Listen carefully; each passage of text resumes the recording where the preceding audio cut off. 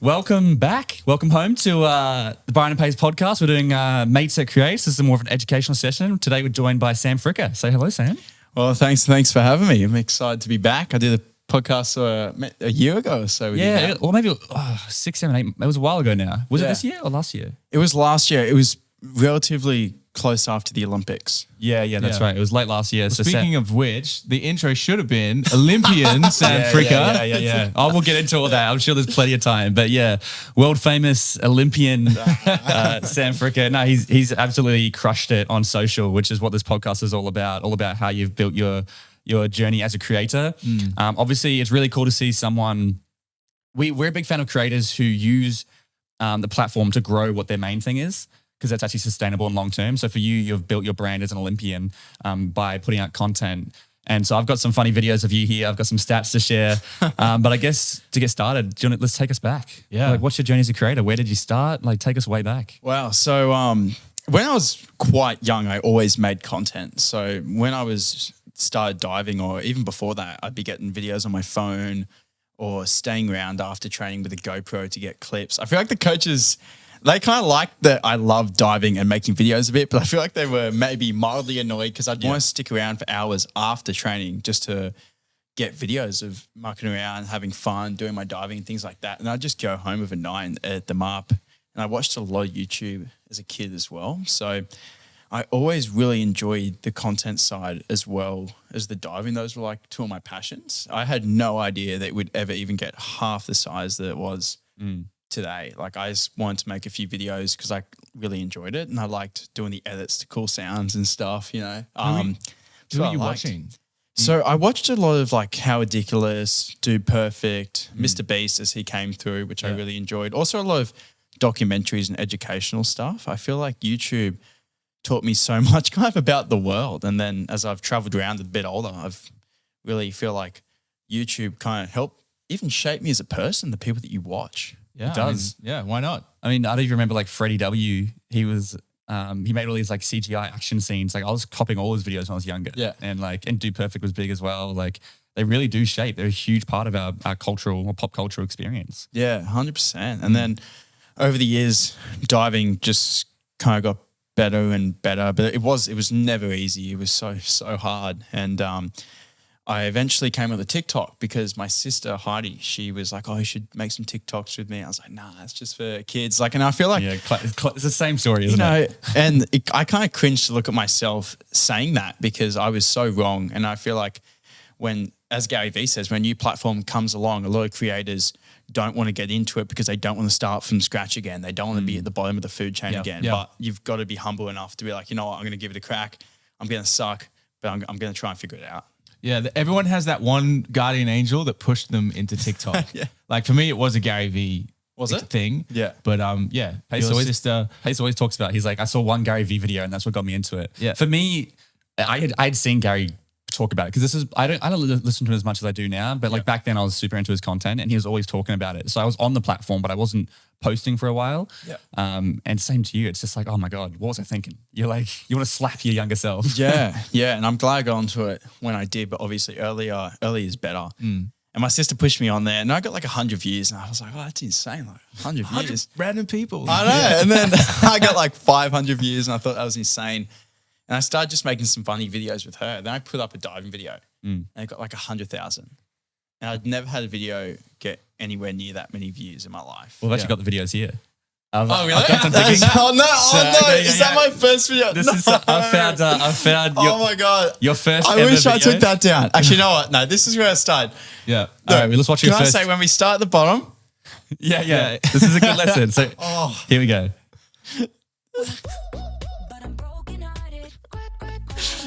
Oh, yes. Yeah, hair's on point today, boys. Love it. Oh, my God. There you go. That is That was my first video. Yeah, so to any listeners, basically, Wow. I don't even know, you're just like playing around with your hair. I mean, but this is what everyone's first video looks like. Yeah. It's just experimenting. Maybe within reason. With the sound. It's like, What date is that posted? That's 2019, the 9th, 15th of the 9th. I think it's American. So that's early. Wow. Compared to very most early. people. Yeah, That's like very early. pre-COVID. What's that, the 9th? So that's September. September, yeah. Wow. Yeah, September. So you're like 6 months ahead of COVID. because I didn't get on it until COVID. That is insane. I actually didn't even know when I started, so that's even that kind of puts things in perspective for me. But look at that first video. Like for anyone a bit nervous to make some content at home, it's setting the bar low. You can go off from there. I'm a huge believer in leaving that stuff up there. And I have. But like, exactly. Yeah. Martin Scorsese says, to my surprise, I forgot. if your first draft doesn't make you feel physically ill, you've done something wrong. So whenever he watches his first drafts of movies, he's like, these are terrible. Yeah. It's the same with TikTok content. I've got a few more videos. Okay. And I'm nervous now. they're equally, this was what I saw to be your first semi-viral video. We got 20,000 likes here, which is pretty big. This was like, by the way, this was after like 25 posts or something. Really using the abs for the views. Nice. Sydney. Taurus, nice. I'd ask my mum which sign I was So actually. for anyone listening, I remember this trend. It was like you're basically pointing to your like name, where you are from, and what do you drink and stuff like that. And I got a few more, but like, I mean, here's just one of you like slamming a basketball. And there's a point of why I wanted to show all of these. Again, this was like 100,000 views or something. But clearly you're just That's the stuff I really like making as a kid. Like the music beat drops, like doing backflips and things. It's very Dude Perfect as well, like that kind of thing. Yeah, I still try and do a bit of that. yeah. You can still see it in your content. Here's one. So this is, I mean, now we're on the 10th. So we're still only probably like a month up your first video. And this is on almost 70,000 likes. which will have inflated 4 after plus you got 4 more is views, but 8. yeah. 6 plus 6 minus 2 is 10. On Friday, James bought 50 watermelons, which turned out to be tomatoes. A square has 4 sides. Which direction will the octagon be pointing to make comedy. sure Jeremy is home at 12 o'clock tonight? Can I just say, I wish that was a meme. That is how I feel going into exams. Oh, man. That hits home. Oh, that's good. Yes, but you can see like, so here's my point. We showed 4 videos, right? And none of them had to do with diving.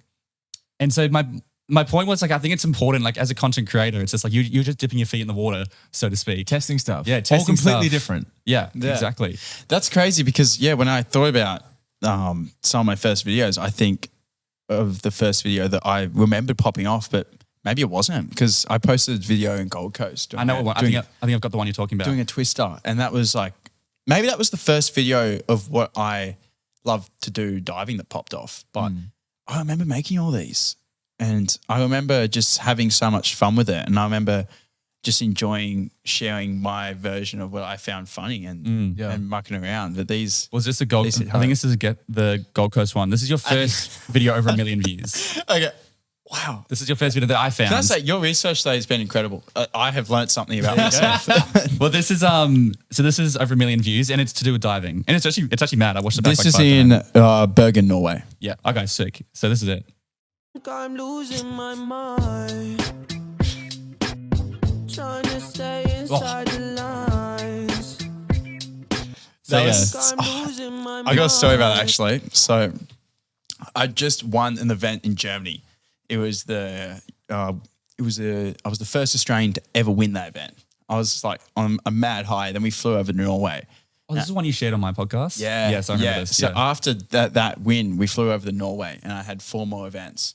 And I was like trying to compete to win them all. And I ended up winning 3 to 4 and then got a silver. But during training, in Norway, and I just got back from Oslo a month and a half ago, I went over with Red Bull and they love their death diving. And that's when they just get up there and just like absolutely send it off. They just do these crazy tricks and land like a horsey and just axe themselves. And they love it. And even just on the wharfs around Oslo, people were just doing these crazy jumps into the water and just... it's like the aim is to land as painful as possible, but it looks really cool. So we were there training and competing our professional dives. And then there was these guys training their death diving. So that video was hilarious because my coach and I had never seen them train before. And it was like I was sending like these technical skills and they were sending these crazy sends. And it was just such a contrast. And my coach captured that. I don't even know how because we were laughing about it all week. And then he showed me that video and I was like, that is gold. And yeah, so to give you an idea, basically you've got these guys that just death dive, which is just sending it like, it looks like they're just free falling with no intention. And then it cuts. Is that you doing the dive, Sam? I'm on the board doing the twister. And then Sam does like a real professional, just like double twist thing that looks really clean. That was it was just hectic to train there because I'd be up on 10 meters sending like my hardest dive before I'm 4.5 and then they'd just be running off sending it. I've never seen anything like it. Did you try it? The death dive? Look, I've done it by accident, but I wasn't. Done by accident.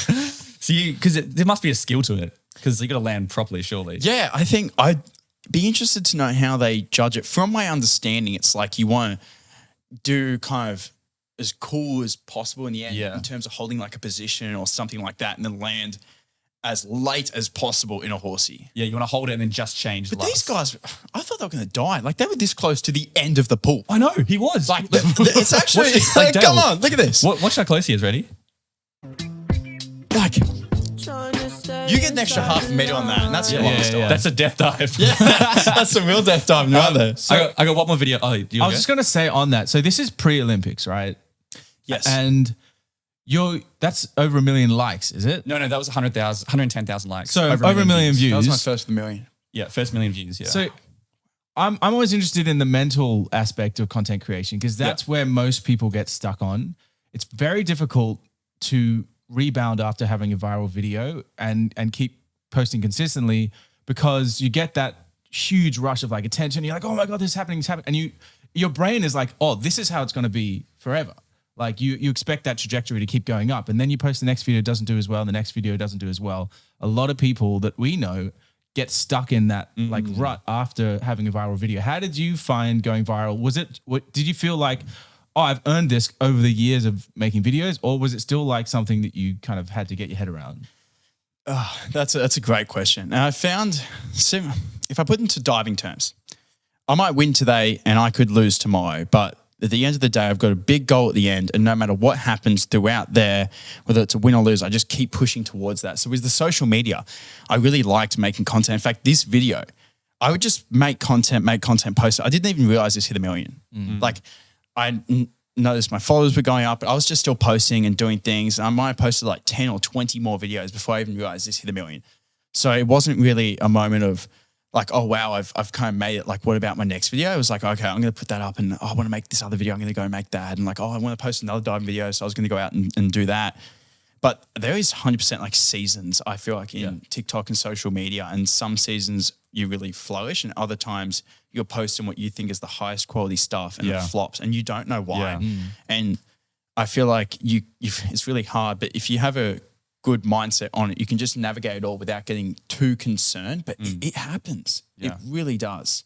And like to give you an idea, this is 2020, January 8th. So you can see what's that? That's like 3 months. Yeah. So 3 months of posting content. And most of your videos at the beginning, I mean, they're on 10 or 20K views now, but that's because you've blown up. Yeah. But they were probably on like 1,000 or 2,000 originally. That's 3 months of posting content after years of making videos.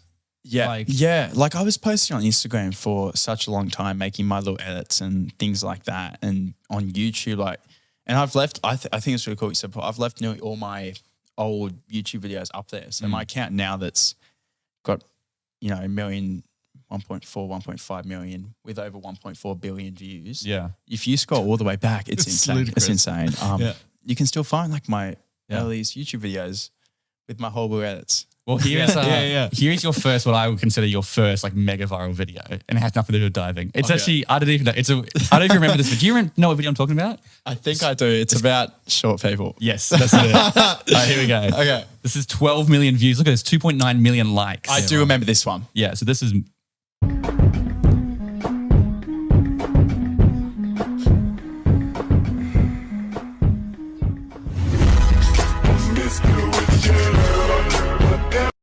But like, again, it's just the thing about content, and as stupid as it sounds, it's almost unfair, but it's like, you just need to get attention. Yeah. And so you're getting attention, and then these people are drifting over to your diving content, and you're feeling more comfortable. So when you start posting diving content, you're mixing it all in. But that was what I would consider your first like proper viral video. When I film that, because all my friends say I walk fast.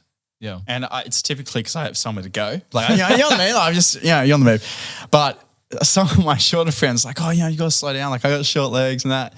And I was like, oh, it's kind of funny.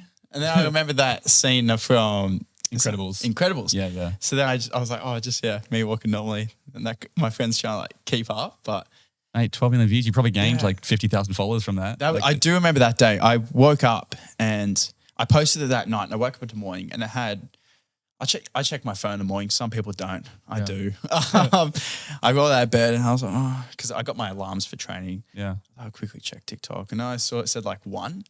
I was like, oh, as if it's got one.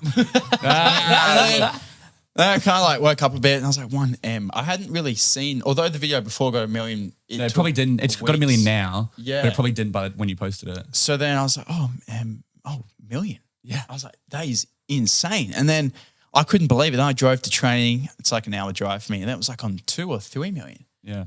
And I was like, what? Like, that's insane. Yeah. Then I went to work and it was at like 5. And then I just, over the weekend, just kept going up and up and up. And it was just something I generally found funny. And I feel like although my diving I post a lot about, I feel like I just try and share, anything and everything that I do, like whether it's my travel or whether it's something I find funny or whether it's my diving. I just feel like I share like as raw as possible, just me. And I feel like that is just kind of my comedic side of what I kind of find funny. So there you go, 12 million views. So what happens in that time?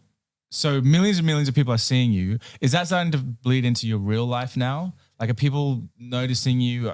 I'm guessing maybe people at training are like, oh my God, have you seen this? Like that becomes now a part of your personality in the real world. Yeah, I feel like the first time I really noticed it, it was at the end of 2019. So even before. Quite quickly. But probably because there's a lot less competition. 100%. And I found like I had probably maybe 40,000 followers, which I thought was Yeah, for sure. Which is. and which it is. And I was just so blown away with it. And we were flying over to Gold Coast to compete in this competition. And there was a group of people that recognized me at the airport. And I was like, that was crazy. Yeah. And I got to the pool and some of the younger divers wanted a photo. And that was really cool. And I was like, oh, wow. Like they like my TikToks. And they making fun of me, whoa, which I still do to this day. But yeah, I feel like from then it started to bleed in. And even the people around me, like people started to make jokes or things like that. But I didn't care. I liked what I was doing. And then it's just kind of gotten bigger and bigger. I think it's very easy to make fun of someone when they're starting, but then in a year or 2 years when they've got 1 million or they've got, all these followers and they're getting all these brand deals and everyone's recognized them, it's like, suddenly it's not embarrassing anymore because you've made it. But in order to make it, you've got to be willing to be a bit cringy and embarrassing in the first steps, I think. Which it's very ironic that it can be conceived that way, because when you start and you're maybe at the bottom where you don't know what to do, or your videos, like my first one was very, funny, and that was just my first crack at it. But if you don't start, you don't know, and you got to start somewhere. And you'd rather start and have poor videos than to have not started. Totally. Yeah. I think it's such an important message there. And I think it's something everyone knows, but you just got to hear it over and over again and finally take that bullet or bite that bullet.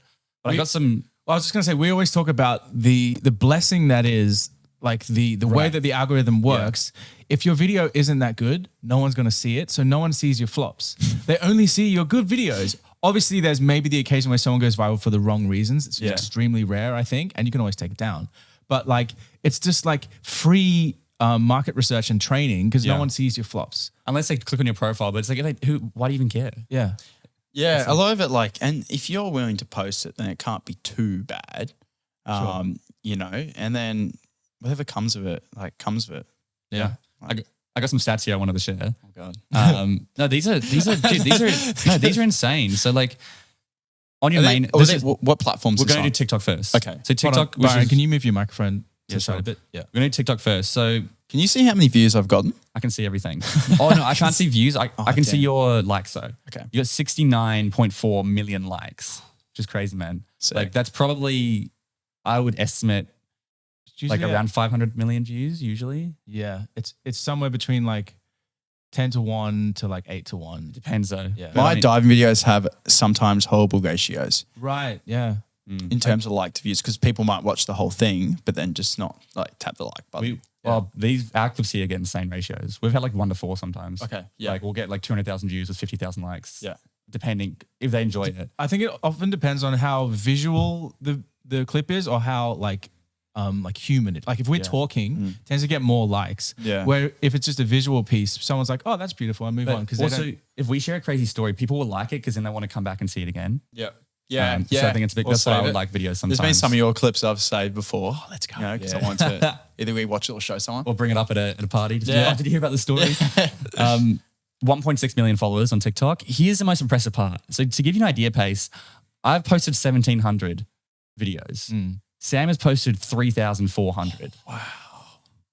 Like that is insane. 3.4. That's unbelievable. 3,400 uploads you've had on TikTok. Like that is crazy. I don't know how you do it. I don't know how you do Can it. I say, like, I feel like that is one of my strong suits. Yeah. Content creation and mass production of hopefully high quality content. Yeah. I feel like that is a real strong suit of mine. And I've found ways over the years, and there's been a few quantum leap moments within my career which has helped me do that. And that is what got my YouTube to where it is today. That's what gets me, you know, around 10 million a month on Facebook or Snapchat, you know, TikTok, Instagram, YouTube. Over the years, I've diversified that everywhere. I've got YouTube here, which, I mean, it's sickening how much you've you've blown up. Like, I mean, it's like you got a graph here. It's just like, look at this. This is a graph here of your monthly subscribers. So from January to, you're averaging about 500 to 1,000 views, pretty much all year. A month This year? So that's 500 views a month. Yeah. Oh, yeah. Going. Then we hit May. Yep. And then you go from 1,600 views in May to 26 million views. Can I say, if you look at this graph, that is like a millimeter off the the And bottom one. then you go into April. Wow. 238 million views. Then you go up to 321 million views. Wow. And now, I mean, you've gone down, but I mean, you're still on, when you say gone down, you're still on 170 million views in the month of September. I on average pull about 5 to 10 mil a day. Like that is insane. And that's all through YouTube Shorts, right? Mostly. And then when I saw that, I started expanding to pulling a team together to make long form YouTube videos. And then that comes down to that mass production of content creation. Because what I do, you take your YouTube video and you just break it down into, say, it's a 6 or 7 minute clip into 6 or 7 different shorts and find different stories in that and post them everywhere. Yeah. And that's just what I do. And that's what I do for all platforms. Like I did the same thing with my diving. I used to jump in the pool after training and go and do 1 or 2 dives. You get 1 or 2 clips. And I was like, wait a minute, I'm doing like 100 dives a day. What if I get my friend to come and film every single dive that I do, maybe once a week, once a month? Now I post every single one, the good ones. Yeah. Or if it's really bad, I'll make a meme about it. And then it's like, all right, well then I can post a YouTube clip, a piece to camera, a diving video, a meme, and a vlog.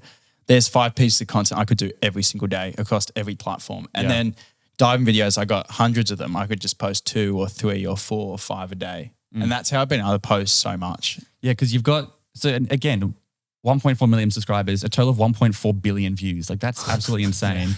I mean, but here, let me just, to bring it back, because this sounds insane for the audience, right? You started the channel in 2014. Can I say, and if you go back, those videos are still there. 2014. Like I used to make videos. Yeah. 2014. And to get that many subscribers, it's 1,300 videos. So people will post what? How many times and give up?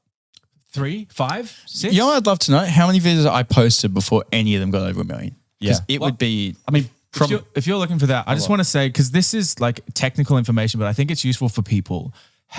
So we use scheduling software to make sure that we're posting on multiple platforms at once.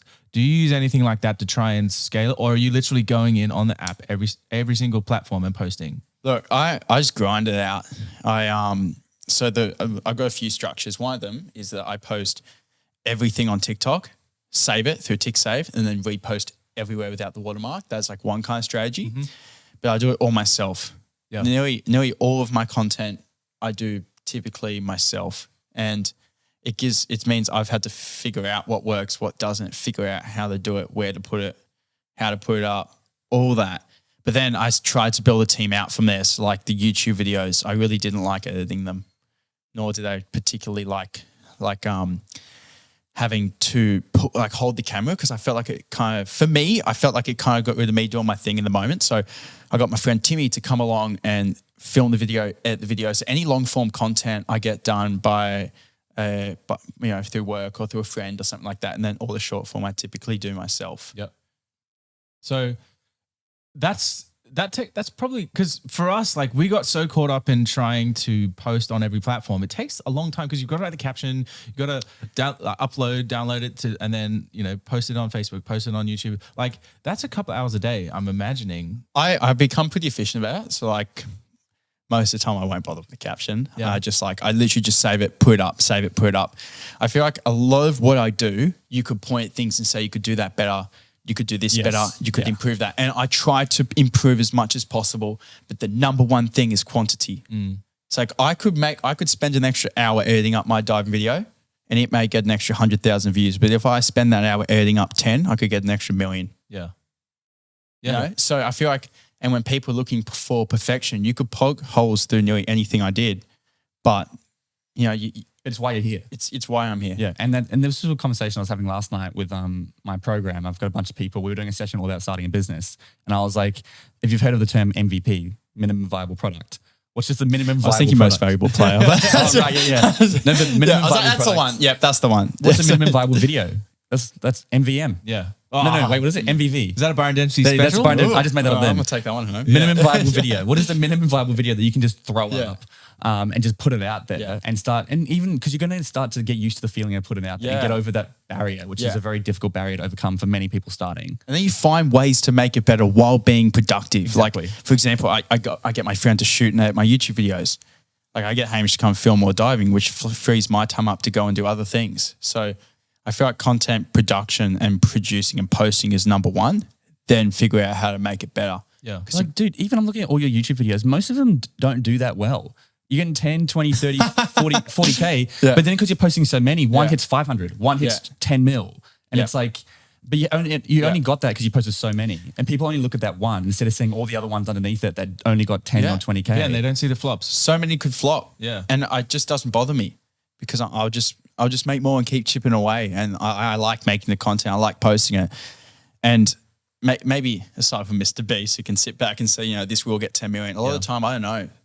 So I'm better off just posting everything and The amount of finding times out. I've been sure that it's the best video I've ever Yeah. made. Nothing. Yeah. Just nothing. Yeah. And I mean, Or you put something up that you drafted it and you're like, oh, I don't really want, I probably won't post that. Yeah. Then you end up whacking it up and it gets a few mil and you're like, What do I know? it's why I feel like you should just post. yeah. And like, I mean, we were saying before when it comes to like videos, you post these videos and you have no idea. You have just no idea. What was the classic one?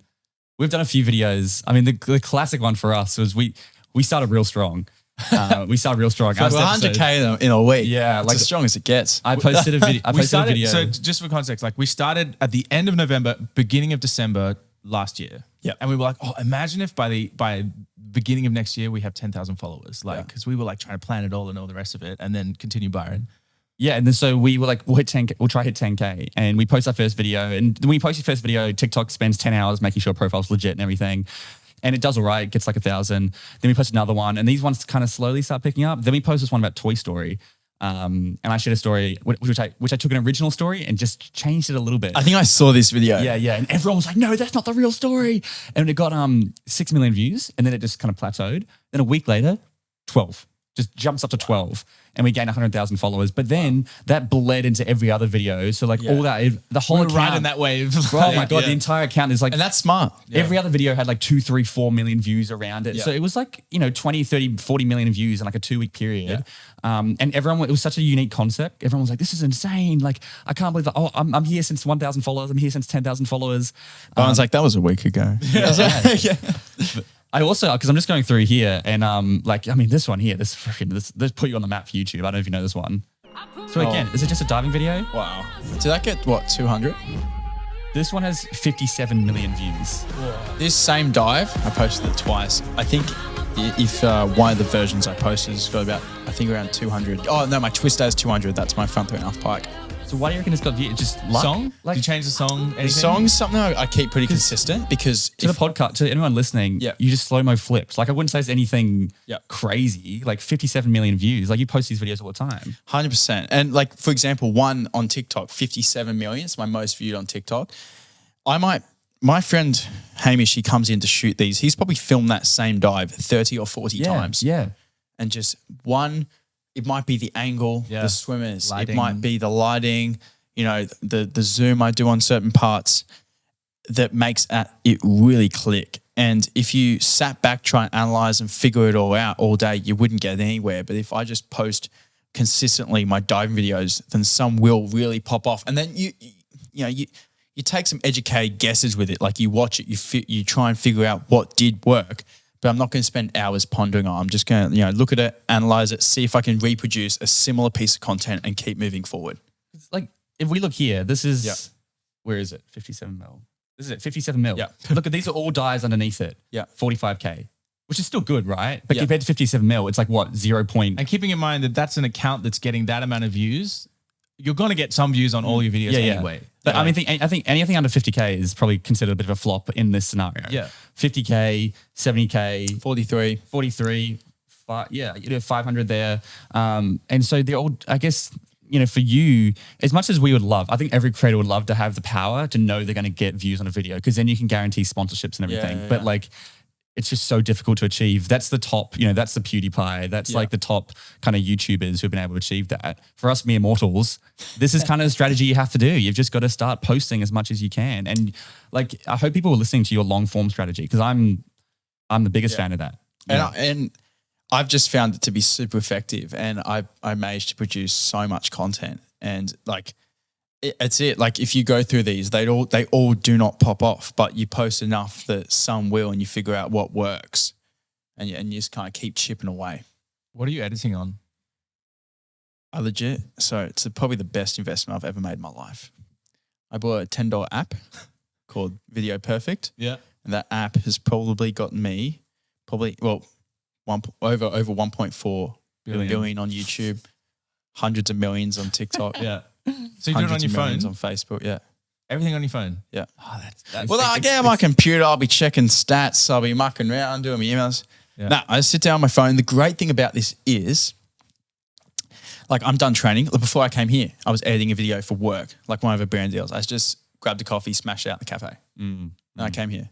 Yeah. And then that takes an hour of my time, which could have been wasted, into work. Yeah. And I can edit on the fly like that. Anywhere, anytime, any spare minute I get, I can work. But we spoke about this. That can be very dangerous because then any time you have down, it's like, did. I should be working. This is something we spoke about. So The creator burnout, where it's just like at any point when you're not working, you can. That's a danger if you can work on your phone. Yeah. Anytime you're relaxing, you go to bed, it's 10 o'clock. You're like, what am I going to do? Well, I might as well edit. Yeah. Or I'm not going to waste my time watching a Netflix show and relaxing. Yeah. And I've found ways to kind of navigate that, but most of it, I enjoy the work so much, and I enjoy the way it makes me feel. It's kind of like when I was traveling the world making content and that, I was away for a few months, and eventually I kind of missed the grind at home. I missed the training. I missed the struggle. I missed, the challenges in training. I missed being super busy with like important things going on. And although I was traveling, making content, I was like, I could do that. I could travel all year round, produce content for a living, and just wing it around the world. Yeah, but you lack purpose. But I would rather be here. Yeah, you lack like a reason. We have a friend of ours who's a very successful travel vlogger. And some people may like that. But he did it for 2 to 3, almost 3 years. Yeah. And he had even moved to Dubai as a citizen so that he could pay no tax on all of his income because he was traveling the world, traveling the Middle East mainly. Yeah. And he's even recently kind of got to the point where he's like, I need structure. I need a routine. Yeah. He's moved back to Sydney recently because he's like, it's great when you're doing it, but humans need a routine, like something to come home to, I guess. So like, And some people love it. And what that really opened my eyes to about, okay, a lot of people be just watching at home being like, wow, I just wish I could go out and travel the world all year round and just do whatever I want to do whenever I want to do it. And that's fun for a period of time. But I did it for 2 months, and towards the end of it, as I said, I was like sitting on a beach in Ibiza, and I was like, damn, I want to be at work. Because there's something so I want to be training. So fun about like building a brand be and working. everything. Like even we went to Bali for 10 days. Well, Yeah. I mean, you in Europe, like you got back and you were like frothing. Like, give me something to do. yeah. Exactly. Because you're gone, how long? 5 weeks? Yeah. Yeah. Like it's a long time. And I was making content like 4 to 5 pieces a day, but it just wasn't enough. Like I wake up and I want to train. I want to dive. I want to go out and do things and meet people and work and chip away towards larger dreams. And I realized like the process and doing the day in, day out is what I love. Like the work, the chipping away. Yeah. And then it's nice to take a holiday when you need it, like I did after the Commonwealth. But like this is winning, doing the work. Yeah. Right, I love it. I mean, on that note, I think that's a great way to end this episode. So, I mean, do we have any final questions? I feel like you've hit all the points I knew you would hit, which is like, just appreciating how much you've posted and how people will often post, 2, 3, 4 videos and go, oh, TikTok didn't work out for me. Can I say just quickly on that? Yeah, I had please. a friend who got me onto YouTube. His name's Saksham. He's a legend. He works very hard. And I originally started YouTube Shorts, and I posted, literally, I probably posted like 40. And it was probably about 10 to 20. And it didn't work. I was like, oh, this doesn't work. I was like, whatever. And typically I went to this TikTok event at the end of the year, and I was talking to Saksham, and he was telling me about his YouTube, and he had like a few million. I was like, yeah, look, I've put 10 or 20 up, and they're just not really popping off. And he said, did you give up on TikTok? Did you give up on this? He said, no. He said, you need to post every day, 3 times a day, at least for a month, and see what happens. I was like, oh, fair enough. So I just took that and ran with it. I posted like 3 to 10 every single day, and it started popping off. And there could have been a gap where I didn't post, but sometimes it just takes that one person to say you just have to keep going, keep trying, keep pushing, and you could get there. So you just got to give it a crack. Totally. That's what's happening with us. We've been posting every single day on YouTube the whole year, and it's only in the last month that we've had some. We've been videos posting actually every day for 5 months. On Shorts? On Shorts, we got like 4 to 5 views, and we've just started getting views for the Wow. past. Like we got 1 million. We hit one video hit 1 million. Yeah. which is really cool. Congratulations. But I mean, we just for all year we were like, YouTube is just we just keep doing it, but we're like, God, it's just not working. It's not working. It's not working. It's not working. And now it feels like it's starting to go somewhere, which is awesome. Yeah. And then you could like post them on Snapchat, Facebook. I posted, I was at Meta the other night, and I was talking to the team, and they were like, you've posted 944 videos to your personal page. That needs to be your personal account. That needs to be on a page. And you're like, come on, guys, work with me here. I've literally posted nearly 1,000 videos on Facebook, and they've really popped off. Like some of them get 1,000, some of them get millions. And I've posted that many that have either gotten 1,000 or a few million and gone like that. But even me going out there, having made a minor mistake in posting them to the wrong account, I'm still further ahead than I would have been if I didn't post anything at all. Yes. And although I need to readjust and shift now, it doesn't matter. I still tried. And although it wasn't the perfect way, it still worked in a certain way. And now we've got to just pivot and keep moving forward. But you could post these clips everywhere. Yeah. I actually have one final question, and it's for my own reasons because I want to know. Obviously, you're doing brand deals. Yep. You're posting content at such a scale that some videos aren't going to do well. You don't really know, and that's not really the point. For us, we feel pressure when we get a brand deal to be like, all right, how can we make this video perform really well? Because obviously you want to, do a good job. Have you found that your high quantity and maybe inconsistency in views, not your consistency of posting, has affected brand deals that you've come up against? Because you're like, some content creators are like every it's a home run every single time. And for a brand, I'm guessing that's what they would want to invest in, because they're like, they can almost guarantee views sort of thing. Does that come up for you at all? Or are you just like, too bad, so sad? If it flops, if it does super well, like, great. I got really great agents that look after me, and I find when I say get a brand deal, I put in the best work I can do. I do the best I can. It does take me more time than any video that I make, and I put the best effort in that I can. But for me, I kind of see all my social media stuff is in a growth stage.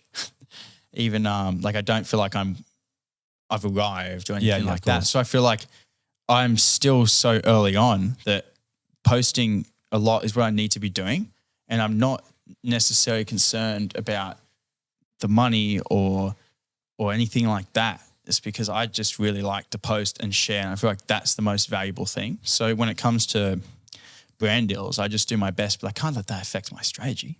Like there's just no way. Yeah. Especially not for the reason that it's not even the reason I do it. But they're also paying for his brand, like to associate their brand with your face, which is really big because of everything else you've done. So you got to remember, like, even though if it only gets 20,000 views or the video flops, they've still got to say, we partnered with Sam Fricker. Here's Sam using our stuff, blah, blah, blah, which is worth money within itself. And like long term, like building that brand is the most valuable thing, and if that means that a few videos have to flop today, then they're going to flop. So be it.